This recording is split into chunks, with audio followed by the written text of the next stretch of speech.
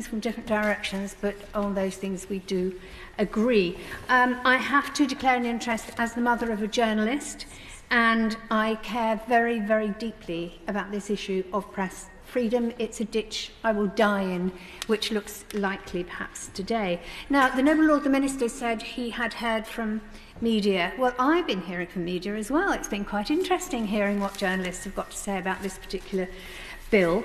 For example, only today, the Sun journalist, Mr. Harry Cole, texted me to highlight stories he'd broken that could have criminalised him. And I thought, well, that's a quite useful example. One of the stories, of course, was Matt Hancock in his office with his then girlfriend. Not perhaps a matter of great state concern, but at the same time it did show a carelessness on behalf of members of the government for the laws that they had actually brought in. Now, the government amendments in this group are proof that the House of Lords, your Lordship's House, can actually force the government to recognise errors in their legislation, of which, of course, there are always a lot. And as I said at second reading and committee, the offences in the bill are simply too broadly drawn and risk ensnaring far too many innocent actions, turning them into serious criminal offences.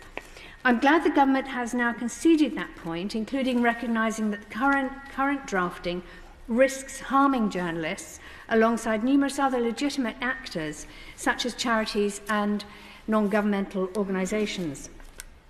However, while the government's proposed amendments will tighten the offence, they still don't sufficiently protect innocent people of falling foul of these laws. And that's why I've tabled Amendment 72, which would protect journalists unless they did something on the orders of a foreign power. I actually think this strikes a much better balance.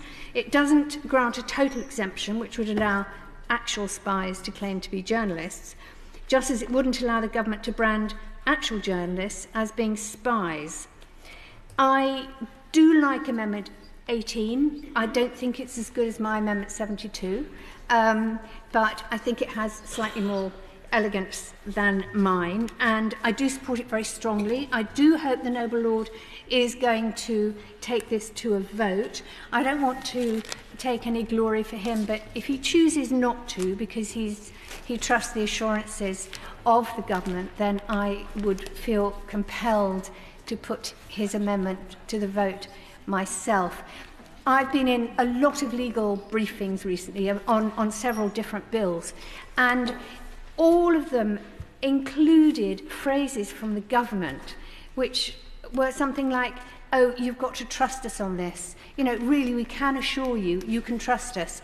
And quite honestly, who trusts the government anymore? I bet millions of people don't trust the government anymore. And I certainly don't trust the government anymore. I want something on the face of the bill that actually protects journalists. Much of my political life has been about protecting civil liberties for everyone, even people I don't agree with, you know, people outside on the street sometimes. But journalism is a key plank of any free society. And if we allow legislation which risks having a chilling effect on journalists doing their jobs and holding the government to account, then we are not doing our job here, and the government isn't doing its job either. And so I very strongly promote Amendment 18. I support the other Lib Dem amendments as well, and I would love to move my Amendment 72, but it is tougher, and your Lordships might find it harder to accept than Amendment 18. My Lords,